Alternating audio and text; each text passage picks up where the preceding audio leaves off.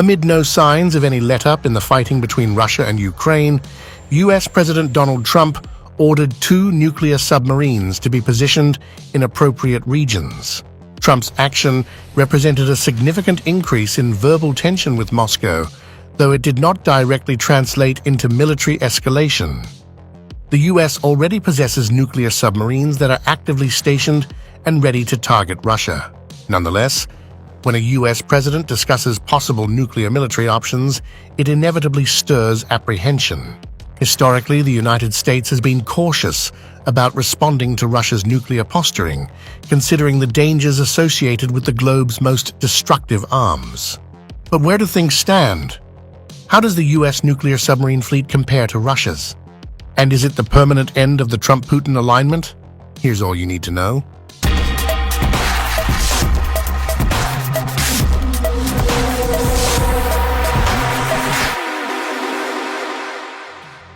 The submarine fleet of the United States is made up of 4 distinct operational classes: Ohio, Los Angeles, Seawolf, and Virginia, all of which utilize nuclear power. Within the Ohio class, there are 14 ballistic missile submarines that constitute the maritime component of the U.S. nuclear triad.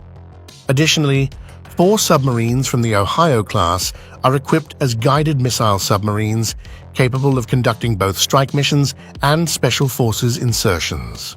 The remaining 3 operational classes, Virginia, Seawolf, and Los Angeles, are designed as nuclear-powered attack submarines. Their primary roles involve engaging and neutralizing enemy ships, providing support for ground operations and carrier strike groups, as well as executing surveillance missions. And what about Russia, the country with the world's largest nuclear arsenal? The Russian Navy operates one of the most extensive submarine fleets on the planet, comprising approximately 58 vessels. The country deems its 11 nuclear-powered ballistic missile submarines essential for maintaining its strategic deterrent capabilities. In spite of financial challenges that arose after the fall of the Soviet Union, Russia has made significant advancements in modernizing its submarine fleet in recent years. In addition to the 11 ballistic missile submarines, Russia also has 17 nuclear-powered attack submarines, 9 nuclear-powered cruise missile submarines, and 21 diesel-electric attack submarines. The Russian Federation continues the legacy of its Soviet predecessor as a significant supplier of diesel-electric submarines.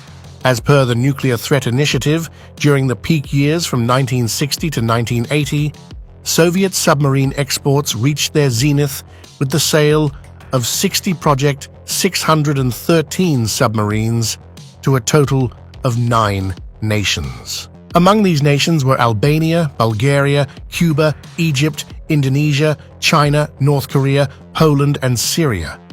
In recent times, Russia's Kilo and improved Kilo-class submarines have emerged as highly sought-after export items, attracting interest from countries like China, India, Venezuela, Vietnam, and Indonesia. In 2012, the Russian Federation leased a nuclear-powered submarine for the first time, delivering an Aquila-class submarine to India. The deployment of submarines by Trump occurs amidst escalating tensions between Washington and Moscow as the US president expresses growing irritation over what he perceives as Russian President Vladimir Putin's inability to broker a resolution to the ongoing conflict in Ukraine. Is it the permanent end of the Trump-Putin alignment? Analysts at the European Policy Center say Putin has treated Trump's initiatives with scornful disregard, showing how little he thinks of him.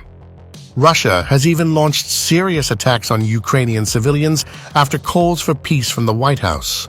Up till now, the US had reacted minimally, offering little more than statements that were, at times, unexpectedly gentle and seemed to favor Russia. Think tank analysts say Putin has overplayed his hand. Trump sees the world as being governed by strong men who divide power between them.